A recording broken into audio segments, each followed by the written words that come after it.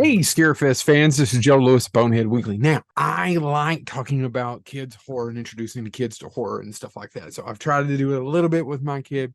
I want to introduce him to Gremlins, but I got outvoted, and then somebody told him it was too scary. Really want to introduce him to Gremlins too. I know Gremlins isn't necessarily a horror film, but it's a monster picture. They're gremlins. They're gremlins. I want to do more things that are accessible to younger folks, and I would like to review more things that are accessible to younger folks. So this week, I had the privilege of watching all 10 episodes of Gremlins Secret of the Mogwai. You can find this on HBO Max. It's been out since right around May, and I burned through them fairly quick with my son. And if you don't have HBO Max, which is now called Max, basically what it it's computer animated, and it's the prequel to Gremlins and Gremlins 2. It focuses on a 10-year-old boy named Sam Wing who gets a Mogwai, and he calls him Gizmo, which doesn't make a lot of sense.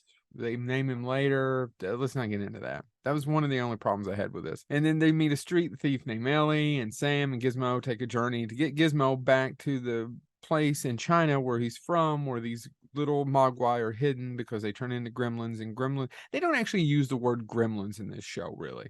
They call them angry Mogwai or dark Mogwai or mischievous Mogwai. So the same rules apply, basically hunted by a power-hungry sorcerer who wants them back. And that's it. Should you watch it? Should you check out? Now, I understand that 10 episodes is a huge commitment, but they're only about 30 minutes long. And honestly, the first one is a little slow, but once you get past the first one, I kind of enjoyed them quite a bit. But the first one is a little slow. This had been in development for years, and the original Gremlins and Gremlins 2 were both directed by Joe Dante, and he was brought in later in the process to be a consulting producer.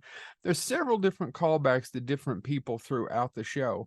Even if you remember Zach Galligan, who played Billy, has a cameo. He's one of the characters in the show. He's not Billy, but he voices one of them, and Billy Peltzer. I enjoyed it because I got to watch it with my son. He wasn't scared because it was animated. It's not the best thing on the world, but it actually, on Rotten Tomatoes, has a really good approval rating, and it's high on the critics. A couple of the episodes are actually really good. And the fifth episode's called Always Stab or Run. And what that is basically you have to get through, because it's not easy to get to where the Mogwai live, because you don't want the Mogwai being accessible to everybody.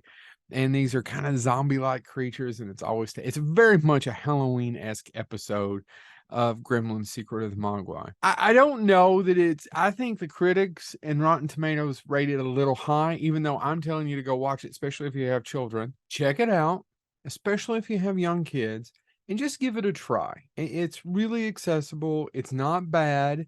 It's a little cutesy in parts, but I kind of like what they do. They do a good job with the Gremlins. The Mogwai are always a little too cute, but they do a good job with the Gremlins. And my son, we just burned through it quickly, and he really enjoyed it. 6-year-old approved.